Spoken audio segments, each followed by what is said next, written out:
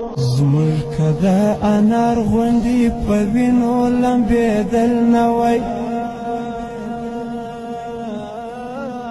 زموږ که د انار غوندې په وینو لمبېدل نه وای، دا که جهاد نه وای، که د وینو تویېدل نه وای، چېرته که د خدای پر دین ټوټه ټوټه کېدل نه وای، دا که جهاد نه وای، که د وینو تویېدل نه وای، چېرته که د خدای پر دین ټوټه ټوټه کېدل نه وای، نه به مدرسه نه خانقاه نه مسجدونه وای،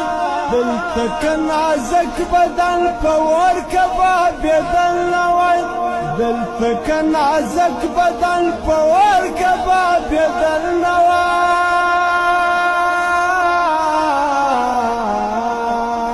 دا که جهاد نه وای، که د وینو تویېدل نه وای، چېرته که د خدای پر دین ټوټه ټوټه کېدل نه وای، چېرته که د خدای پر دین ټوټه ټوټه کېدل نه وای، خدای مکړه سجدې به مو بتانو ته کولې نن،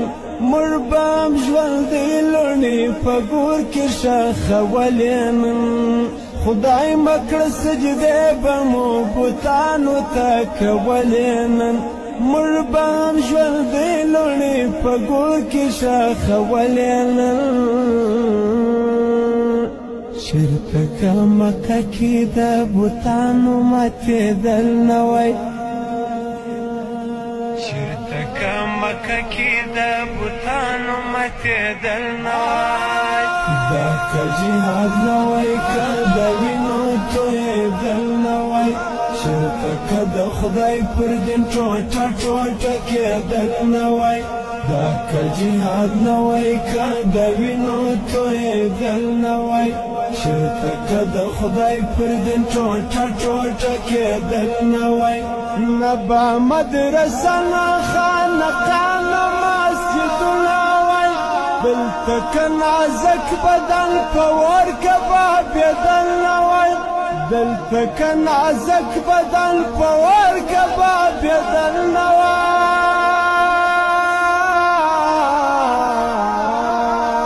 دا که جهاد نه وای، که د وینو تویېدل نه وای، چېرته که د خدای پر دین ټوټه ټوټه کېدل نه وای، چېرته که د خدای پر دین ټوټه ټوټه کېدل نه وای، نن به په محراب او په منبر کې هېڅ اثر نه وای، نه راکه خبره د ملا محمد عمر نه وای، نن به په محراب او په منبر کې هېڅ اثر نه وای، نه راکه خبره د ملا محمد عمر نه وای، یا که د منصور غوندې په اور کې سوځېدل نه وای، یا که د منصور غوندې په اور کې سوځېدل نه وای،